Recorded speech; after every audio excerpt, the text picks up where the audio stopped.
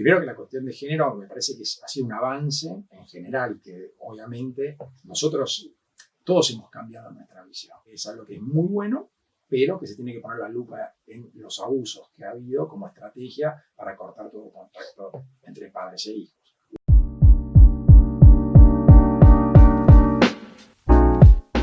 Se recibió en la Universidad de Buenos Aires, donde también se desempeñó como docente. Publicó artículos en reconocidas revistas jurídicas y empresariales. Dirigió importantes carteras de mediaciones y juicios. Estuvo involucrado en más de 4.000 causas. Es asesor de empresas y cámaras empresariales. Viene a darnos una mirada más clara sobre el derecho civil, comercial, laboral y administrativo. Hoy entrevistamos a Jorge Martín Irigoyen. Bienvenido, Jorge. Un gusto estar con vos, Florencia. La verdad que tenía muchas ganas de venir. Felicitaciones por lo que haces. Gracias. Vamos a empezar con una pregunta clásica, es como nuestro comodín, que es ¿qué es la justicia para vos? En realidad los abogados lo que defendemos son intereses. Esto es lo primero que quiero decir. O sea, primero hay que saber dentro de lo que es el sistema judicial o lo que es la justicia, como comúnmente decimos en la calle, en qué lugar le ocupa ocupar cada uno. Los abogados lo que hacemos es defender los intereses. Por supuesto, esos intereses los defendemos noblemente y siempre con este concepto de buena fe que tiene que tener el ejercicio profesional. En realidad, justicia es dar a cada uno lo que le corresponde. Eso sería un concepto para que todos lo podamos entender. Obviamente, a veces es muy difícil para quien tiene que impartir la justicia, que es el órgano judicial, el darle a cada uno lo que le corresponde, porque cada uno defiende distintos intereses, hay muchos poderes difusos, y sobre todo cuando se dicta una sentencia, que supuestamente en esa sentencia tiene que emanar justicia, siempre hay partes disconformes, porque es muy difícil conformar a todos en una sentencia. Lamentablemente, si vos le preguntas a la mayoría de los ciudadanos, los habitantes de este país, si es un país en donde hay justicia, bueno, cuando vos vas a las encuestas, por lo general hay una mirada negativa hacia el servicio de justicia de la República Argentina. Pero pienso que eso es algo que ocurre en casi todas las partes del mundo. Yo no tengo una mirada tan crítica del Poder Judicial. Lo que pasa es que lo que siempre sale en la tapa de los diarios es la parte negativa, ¿no? Es como me gusta decir a mí, si vos, por ejemplo, trabajás en la terapia intensiva de un hospital, vas a pensar que el 99% de los habitantes de esa ciudad se está muriendo. Entonces, lamentablemente la tapa de los diarios siempre es por cosas feas. En este país, ahora hay una película que es 1985, hubo un juicio que muy pocos países se animaron a sostener.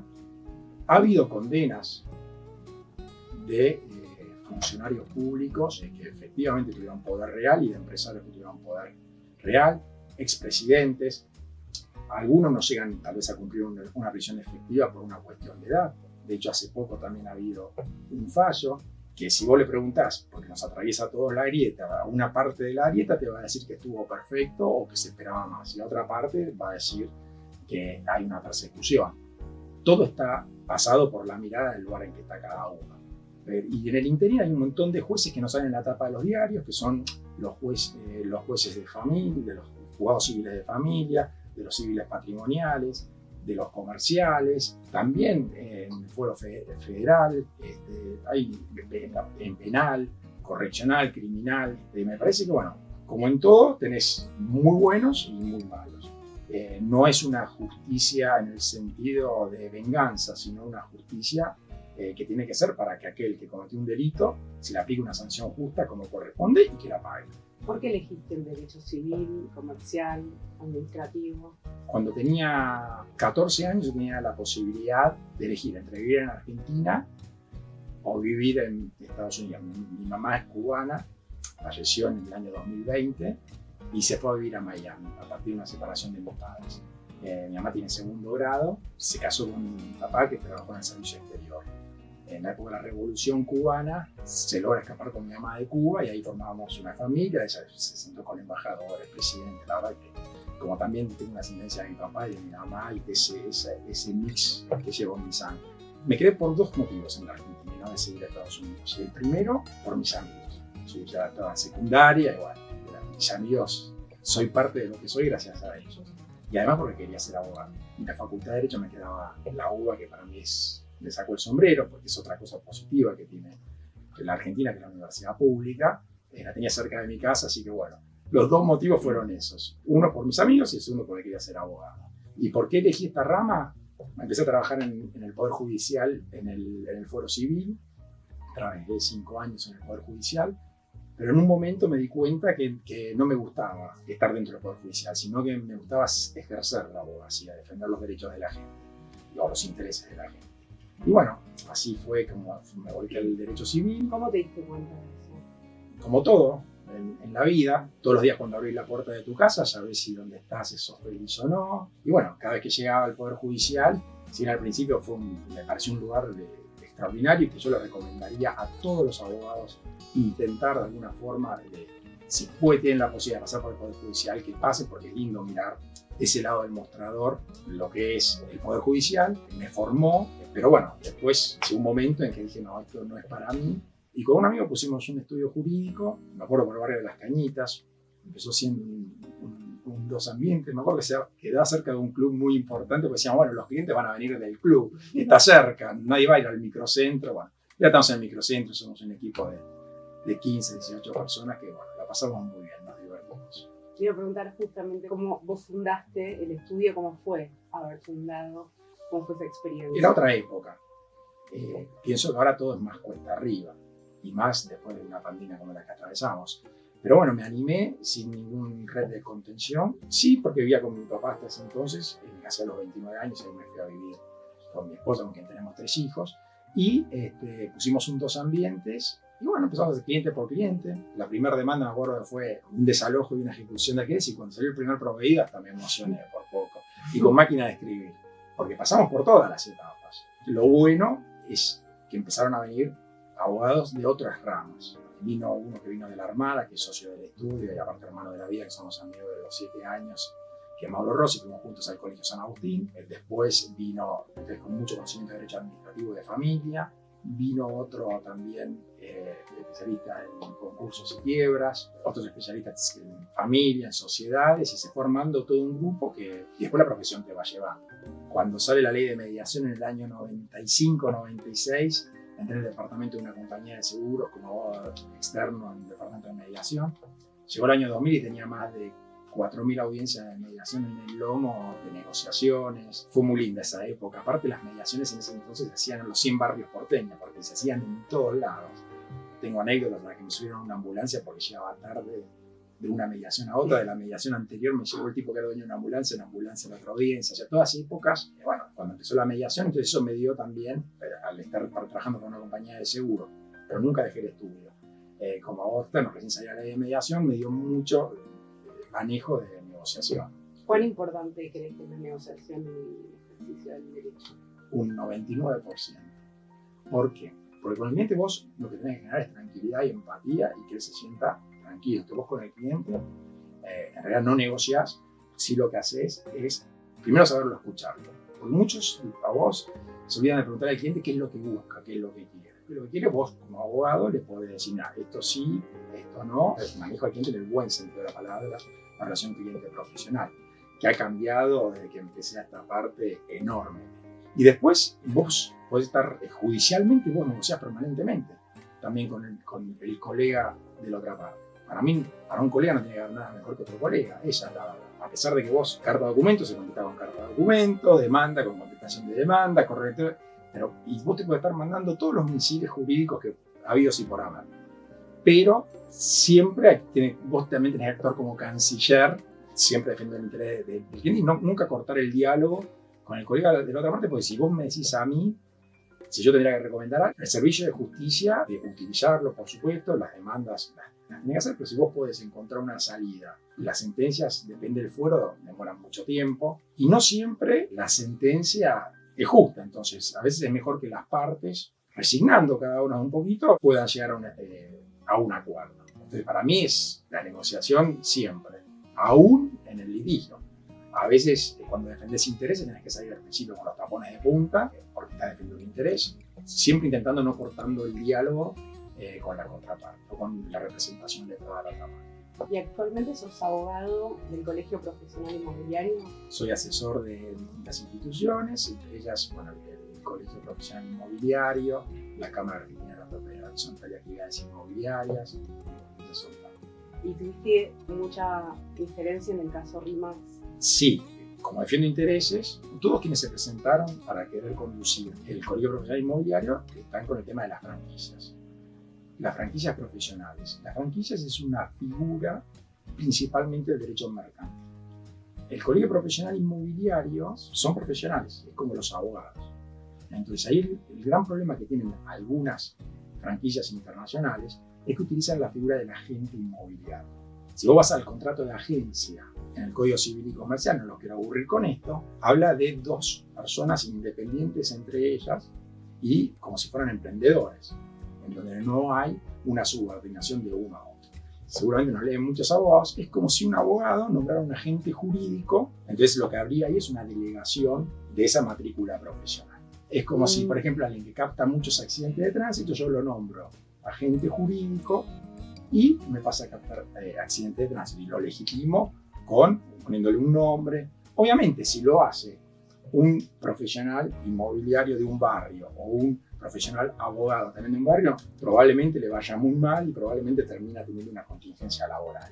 Ahora, el problema acá es que hay marcas multinacionales que en sus países de orígenes, esto es absolutamente válido porque los corredores inmobiliarios son auxiliares de comercio, por ejemplo Estados Unidos, por ejemplo Brasil, pero en la Argentina hace 20 años o 15 los corredores inmobiliarios son profesionales por una ley nacional, tienen que estudiar 2 años y medio y matricularse en un colegio. Tranquila, yo creo que es un problema que es para todas las profesiones que se ven. Hay dos desafíos que tenemos los profesionales. Uno es el tema de las franquicias y otro es el tema de las apps, de las aplicaciones, ¿no? Pero bueno, sí, tuve experiencia y la sigo teniendo, porque actualmente está habiendo también una cuestión en defensa de la competencia. Todos tienen todo el derecho del mundo a defender el interés que ellos creen. Lo que nosotros conocíamos cuando a mí me convocaron en el Colegio Profesional Inmobiliario, la política del Colegio Profesional Inmobiliario fue tratar de combatir esta problemática que estaban teniendo, sobre todo con los agentes inmobiliarios no matriculados, o sea que no estudiaron 2 años y medio, porque lo más importante para un profesional son los clientes. Como quien tiene un negocio, ¿qué es lo más importante? Es decir, no, lo más importante es el cliente. Entonces, te puedes ir producto.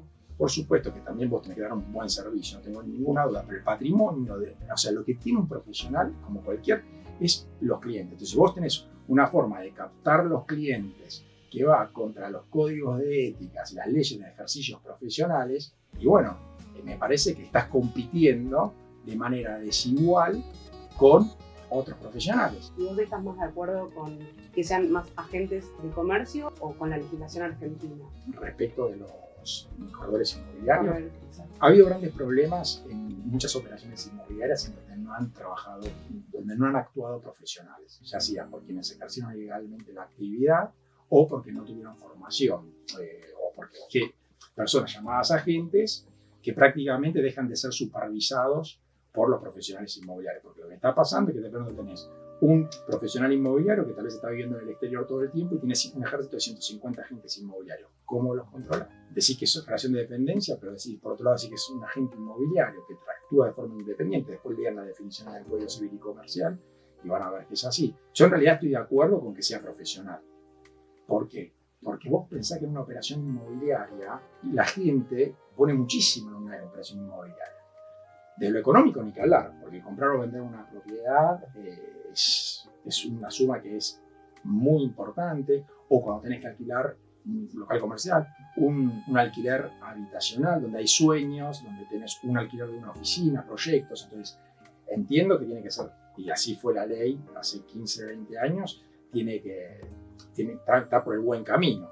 Pero no tengo dudas que para la Argentina calce de alguna forma, como quieren algunas multinacionales que así sea con la gente inmobiliaria, debería cambiar la ley, porque debería volver al viejo sistema de donde eran auxiliares de comercio. Y tú actualmente sos consejero del Consejo de la Magistratura por parte de Gente de Derecho. Sí, en realidad fui electo como consejero suplente, titular, que está ejerciendo actualmente es el doctor Jorge Rizzo, como titular, y fuimos electos por la minoría.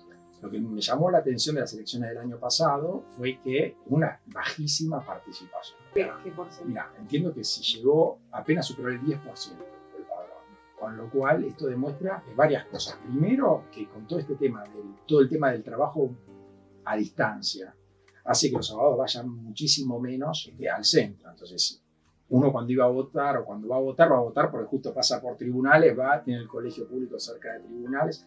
Entonces, todo lo que es la digitalización, primero trajo menos participación en las elecciones.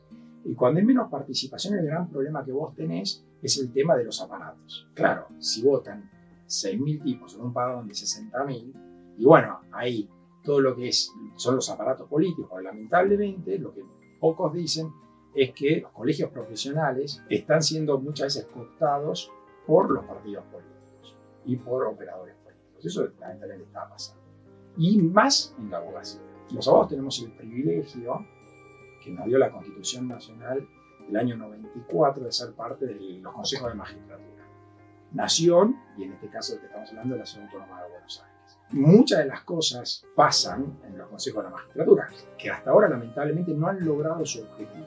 Tal vez tenían una muy buena finalidad cuando se pensó en la Constitución del 94, el famoso Pacto de Olivos, de Menem y Alfonsín, le decimos a los más jóvenes. Se pensó en los consejos como para independizar el sistema judicial o el poder judicial a lo largo y a lo ancho de la República Argentina. Pero lamentablemente no se logra porque nosotros vemos, primero, que también se ha politizado mucho los consejos de la magistratura. ¿Y cómo lo compensaba eso? Lo compensaba, ¿cómo trataba de sacar la politización? Bueno, teniendo, en el caso de Nación, representantes académicos, representantes de los abogados, representantes de los jueces y representantes de la política, los representantes del Congreso de la Nación. ¿Ah?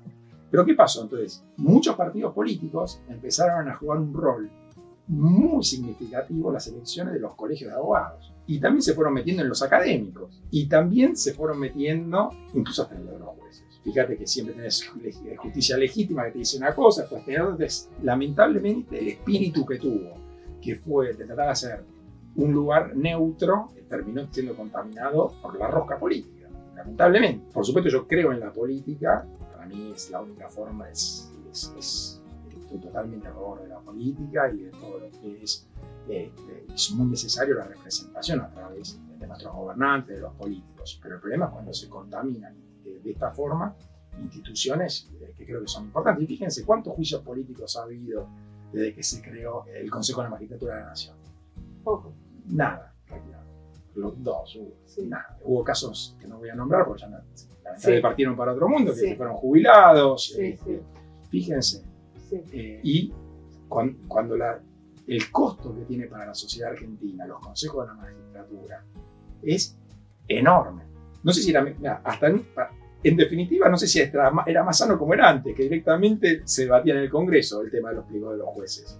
Porque hoy, 30 años después, o sea, volvimos al problema por lo que se quiso generar los consejos de la magistratura a un costo en cuanto a las cargas que pagamos en impuestos enorme. Entiendo humildemente que la agrupación en la que estoy, al menos en importancia, defiende la actividad profesional del abogado. Está formada por abogados que ejercemos la profesión, que presentamos escritos en tribunales, que conocemos tribunales, y tenemos gente que es de Cambiemos, radicales, del PRO, peronistas, K, trotskistas, libertarios, liberales, socialistas. Tenés de todos los espacios políticos cuando uno va y vota lo que quiere en el cuarto oscuro, cuando llegan las elecciones nacionales. Pero hay algo que nos une, la vocación por la abogacía. Entonces pudimos romper esos preconceptos. Todos ejercemos la actividad de abogado. Y pudimos romper los preconceptos en cuanto a las formas, en cuanto a un montón de cosas. Ojalá que otros colegas puedan romper preconceptos y traten de estar en agrupaciones esencialmente de abogados. Y no de operadores políticos, judiciales, que son los que terminan cocinando todo. Y que a veces son los que terminan apareciendo en distintos titulares de los diarios. ¿Cuánta gente conforma gente de derecho? Es muchísima. No te podría dar un número exacto de cuántos la conformamos, pero sí, cuando participo de distintos grupos de chats de gente de derecho y hay centenas y centenas de abogados. Hay chats de 400 abogados, otros de 200. También hay otras agrupaciones que apoyan gente de derecho, puede ser abogar, que es otro que tenemos con Eduardo Borda y también otros colegas, que somos 200. Entonces, pero lo lindo, sobre todo que en esos chats, a diferencia de otros, es si hay paro por 36 horas o cuidado en tal edificio en inmigrantes porque tal juzgado no está atendiendo, o hablamos cosas del día a día de la profesión. Y lamentablemente uno no puede defender lo que no conoce. A veces cuando vos te pones a hablar con colegas de otros espacios, están más en la política general, en la política del país, cuando vos le hablas de los problemas que tenemos, los abogados, de la valija, del día a día, de los... Ya no te digo los que patean tribunales, porque los que están cliqueando todo el tiempo para entrar a la web, si la web funciona o no, no tienen mayor idea, porque están en otras cosas. Ojo, totalmente válidas, pero la verdad que me parece que si vos estás en una defensa gremial de una profesión, tenés que ejercerla y tenés que vivir el día a día. Y hablando del día a día, ¿cuán importantes son tus socios? Nosotros somos un equipo. Para mí, todos somos importantes dentro de ese equipo, no solamente mis socios. Primero son todos, yo soy ellos. Todos para uno y uno para todos, pero es tan importante la persona que tenemos hace muchísimos años que nos ayuda con toda la organización, la limpieza, el almuerzo en el estudio, como los procuradores, como la persona que hace las diligencias, los abogados que ocupan distintos lugares en la cancha, en los distintos fueros o edificios. Hoy por hoy, para mí, un estudio mediano tiene que ser un estudio versátil, donde todos son importantes y ninguno es imprescindible. Cada uno ocupa un lugar en la cancha porque lo importante es que no haya un estudio dentro de un estudio, sino que jueguen en equipo, pero sin pisarse. Entonces eso lo podés lograr como un equipo de fútbol, de hockey o de rugby, cada uno ocupando un lugar en la cancha y todos son importantes. En el rugby no es el que hace el try, tal vez es el que robó la pelota o empezó en un scrum. Lo mismo en el fútbol, tal vez antes el arquero atajó una pelota, se la dio a un defensor. Listo, lo mismo en el hockey. Lo más importante es formar un grupo humano que realmente conviva con sus individualidades. Para mí lo más importante es, antes de ser buen profesional, es ser buena persona. No soy quien para decir que una buena persona o mala persona, pero una buena persona probablemente pueda ser un buen profesional. Alguien que tiene sus... Todos tenemos, pero que es más difícil, porque muchas veces termina privilegiando su interés por sobre el del cliente. Entonces, me parece que lo lindo es el grupo humano.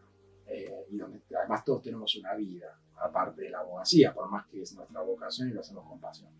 Y después, los tiempos que estamos viviendo necesitan estructuras con mucha versatilidad, que puedan manejar volumen de trabajo, pero que también puedan manejarse a un tema artesanal que cuando requiere más tiempo, sobre todo de personas, de clientes que cada vez necesitan más inmediatez. Hoy por hoy tienes una cultura de la inmediatez que antes no tenías. Hoy por hoy ya, fíjense, nosotros pasamos por la cartita que venía y te dejaban abajo porque se querían comunicar con vos, después el fax que nos parecía wow, correo electrónico, ahora estamos con WhatsApp.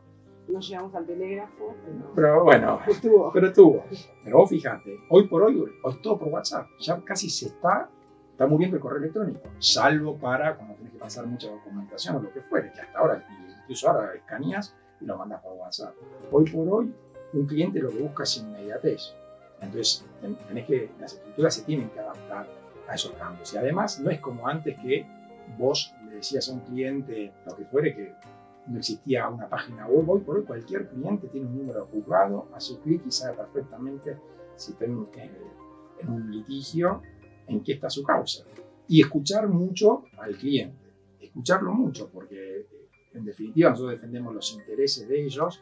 Y si vos no lo sabés escuchar, no sabes qué es lo que quieren, probablemente no encuentres la solución jurídica a su problema. Y además, no solo jurídica, porque hoy un abogado habla mucho más que de un código civil, comercial o laboral. Y si tuvieras que agradecer en público a las personas que te ayudaron, ¿a quién agradecerías?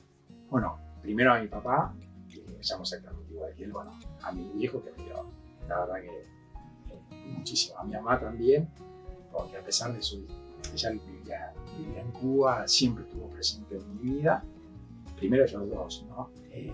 También no lo conocía a mi abuelo paterno, pero bueno, mi abuelo paterno vino, un gallego que vino a Argentina allá por 1905, fue farmacéutico y abogado, y de ahí despertó la pasión en toda nuestra familia de abogados. Tengo primos, tíos, abogados. sobrinos abogados, hijos que están estudiando abogacía. Y después, por supuesto, a mis socios, ¿no? A Mauro Rossi, que es socio mío y estoy con él de segundo grado en el Colegio San Agustín, a todos los que me permitieron también en su momento ingresar a la compañía de seguros, donde aprendí muchísimo, también con los que estuve en el Poder Judicial, son muchos. Bueno, Eduardo Borda también, que está también en el día a día en el estudio, al doctor Alexander Rodríguez y tantos otros, y a todos aquellos que confiaron en mí como abogado. A la Cámara Argentina de la Red Horizontal, porque cuando fui muy joven me llamaron para ser abogado de ellos. Estoy hablando de, tenía 33 años, me acuerdo que ganamos un amparo muy grande contra la AFIP. Fue uno de los primeros amparos que logramos que no sean agentes de información de la AFIP. También al Colegio Profesional Inmobiliario, Armando Pepe, Marta Liotto, que también confiaron en nosotros. Así, muchas personas. Otro momento así de gloria que te acuerdes de ese amparo. A mí Dios me mató hace muchísimos años. En nuestra actividad son más los partidos que ganás que los que perdés. Por supuesto, son más los casos que ganás, porque cuando vos tomás un tema, si sos parte actora, sabés que tiene posibilidades de ser ganado. Y después defendés intereses. Yo lo único que pido, sobre todo en algunos fueros, es imparcialidad. Que a veces, según el interés que estés, depende si es un interés muy importante para la política, a veces se te hace muy cuesta arriba. Sobre todo en el fuero contencioso administrativo, tanto de Nación como de la Ciudad Autónoma de Buenos Aires, que es donde más litigio, que está muy disciplinado al poder político del gobierno, que le toque estar en ese entonces. La verdad que no, gloria no, porque primero que también cuando trabajás en equipo es como que las mochilas se alivianan. Tanto cuando ganás, que por supuesto hay que festejar, pero cuando perdés también. Cuando he perdido bien, lo acepto. El tema es cuando ves que hubo alguna mano errada. Pero gloria no. Me pongo contento por la gente, ¿no? Por los intereses que defienden. O sea, gloria para ellos porque tal vez muchas veces están esperando que del Poder Judicial salga justicia, efectivamente. Y en muchos casos, la mayoría se cumple. La mayoría porque son los casos que no tienen tanto interés político, ¿no? Que son los del día a día, las personas de carne y hueso, las empresas que tienen que salir a remarla todos los días en la República Argentina, que es muy difícil porque no es solamente la variable del empresario. Olvídate, los empresarios argentinos, estando en cualquier otro país del mundo, serían dueños del mundo. Porque vos imaginate que acá vos tenés que lidiar además con la problemática de la Argentina, que nos excede a todos, pero nos excede, son unas variables, por eso siempre que viene un empresario, yo primero lo respeto enormemente porque es muy difícil ser empresario en la República Argentina. La gloria es para los clientes. ¿Cómo ves a la Corte Suprema hoy en día? Primero que es uno de los órganos más politizados, o donde más la política tiene intereses de la República Argentina. Entonces no debe ser fácil estar en los zapatos de cada uno de los miembros de la Corte. No tengo una mirada tan crítica a la Corte Suprema. La verdad que no tengo una mirada tan crítica. Me parece que tiene sus luces y sombras. Este es un país que es muy politizado, de muchísimos preconceptos. Antes te hablaba de la frase de Einstein, que la sacó hace poco el técnico de Ecuador, que es mucho más, que triste este mundo, que es mucho más fácil romper un átomo o una molécula que romper un preconcepto. Entonces, lamentablemente en un país tan agrietado, el órgano más importante de la República Argentina, que es el que tiene que impartir justicia, que es la Corte Suprema, sí creo que son pocos miembros. ¿Crees que habría que ampliarla? Tal vez 7 miembros, y no sé si hay tal vez alguna vocalía específica en distintos temas, porque si no es como que se les hacen, es como que son muchas las cosas que llegan, pero son muchísimas las cosas que llegan. Pero no, me parece que ahora ni siquiera hay 5 miembros, y eso lo ves. Nosotros, por ejemplo, bueno, estamos esperando una cuestión que vino después de estar 5 o 6 años en la justicia de la Ciudad Autónoma de Buenos Aires.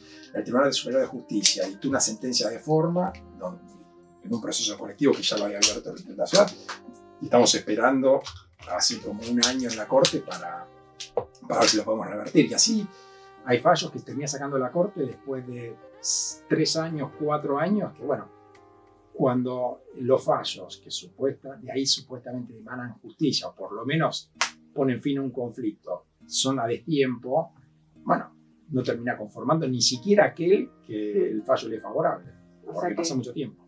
¿Te parece que sería bueno eliminar el Consejo de la Magistratura y agrandar la Corte? Yo creo que el Consejo de la Magistratura, después de 30 años, lamentablemente no cumple la función que pensaban aquellos constituyentes que crearon la Constitución del 94. Entonces, no tengo ninguna duda, tanto el Consejo de la Nación, la Magistratura de la Nación, como el Consejo de la Magistratura de la Ciudad Autónoma de Buenos Aires, así como está, me parece que no funciona. Y más el de Nación, ¿no? El de la ciudad es más joven, aparte de la ciudad, a diferencia de la Nación, administra el Poder Judicial, los fondos del Poder Judicial de la ciudad. Pero creo que se metió demasiado, muchos influencers jurídicos, políticos. Entonces, terminan perdiendo ese equilibrio que se pensó en su momento y termina siendo un órgano totalmente politizado. Y me parece que es un gastadero de dinero enorme para el erario público. En Nación hubo 2 juicios políticos y en Ciudad no sé si hubo alguno desde que se crearon. Obviamente que no es para lo único que está. Prácticamente no cumplen la función para lo que fueron pensados. Y después tener la misma problemática a la hora del nombramiento de los jueces, que también se terminan paralizando los concursos y muchos de ellos son a dedo. O sea, ¿sabés quién va con el caballo del comisario? En ese caso se hacen cabas. ¿Y qué opinas de la cuestión de género en el derecho de familia? Primero que la cuestión de género me parece que ha sido un avance en general, que obviamente nosotros todos hemos cambiado nuestra visión. Todos. O sea, punto de los 53 años y atravesado por cosas que tal vez uno decía 20 años atrás, que ahora ni siquiera se ocurriría, ya estás. Y aparte aprendemos de nuestros hijos adolescentes en eso. Yo creo que es importante y creo que la violencia de género fue algo, si te referís puntualmente a eso, es algo que sobre todo en sociedades como las nuestras es algo que el machismo que se ha sufrido muchísimo. Pero a Dios gracias ha cambiado, la verdad que ha cambiado. Entonces no me parece mal, me parece que ha sido muy bueno. Sí, lo que pasa es que ha habido una mala utilización.